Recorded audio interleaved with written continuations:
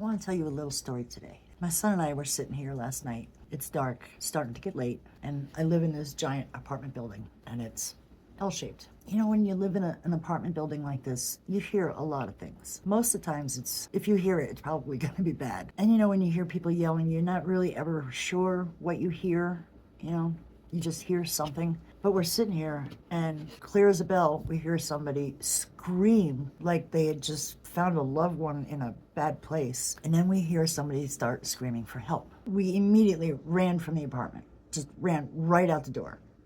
I didn't put shoes on. I didn't take my phone with me. I had nothing on me. I just ran. And I live on the second floor. Now, when I went down to the corner, I saw nothing, but I could hear banging on the gate right below on the ground floor. So I run down the stairs and I head for the rear gate. And I just see these women, and they've got their laundry with them, and they're holding the gate open. And I asked them if they were okay, and they were like, yeah, but there's a dog that just ran out. I'm a dog lover. I've worked with dogs for many years. And I see this beautiful little Australian shepherd just sitting right outside the gate, terrified. So I go over and I start talking to him. Like, not even a half a minute later, my son shows up, asks, okay, there you are. What's going on? Did you hear or find anything? It's like, all I found was this dog. And we turn around and we look back at the apartment, and I says, whoever it is not on the first floor or the second floor. And we look back at the apartment building, and we could see the window for the third floor, and we could see a blind man with a walking cane, and he's just up there banging around. So my son takes off to go help him out because he's clearly lost. And my son gets to him, and the first thing he's asking for is his dog, his missing dog. He said his dog bolted out of the elevator when the elevator door opened. So he lost his dog. He got separated from his dog. He's up on the third floor. The dog is outside on the ground floor, almost in the parking lot. So my son brings the blind man downstairs, and we reunite him with his dog.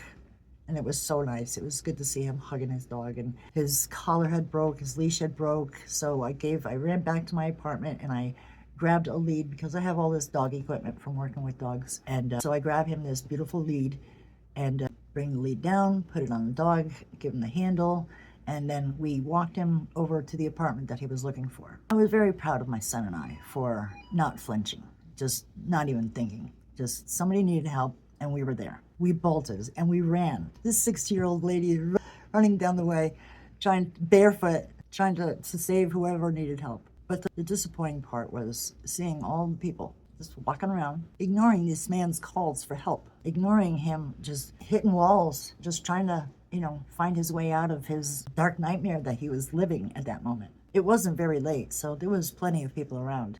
And my son and I were the only ones trying to help this guy. We felt very good that we were able to help him, save his dog, get them reunited, and get them to the place they needed to go. But on the other hand, I was still so very disappointed that not one of my neighbors, not one of them, stepped up to help this guy. And it's not like he was inside of a building, inside of an apartment or anything. He was just lost. He was, out on the landing on the third floor, completely, he's blind, so he was completely lost. And he's just asking for help. And so we helped him. So I just want to say that those moments can be scary. You don't know what you're running towards. Unfortunately, I have seen people shot right outside my apartment door. I've seen some awful things here in my apartment complex, but I didn't hesitate, and neither did my son. And I'm very proud of us for that, because we found out last night who we are. We've always known, but there's no more doubt. If somebody needs my help, I'm going to be there. Same with my son. And courage can be contagious. So I hope somebody catches my courage. It's a good feeling knowing that you're that person who will just run out and save somebody. And it was just as simple as just a poor blind man that was lost and his dog had gotten away. Be kind to the people around you. Take care of those who need help. You don't know what's going on in somebody's life. And sometimes we just need somebody to guide us, So I guess I just want to say, take care of yourself.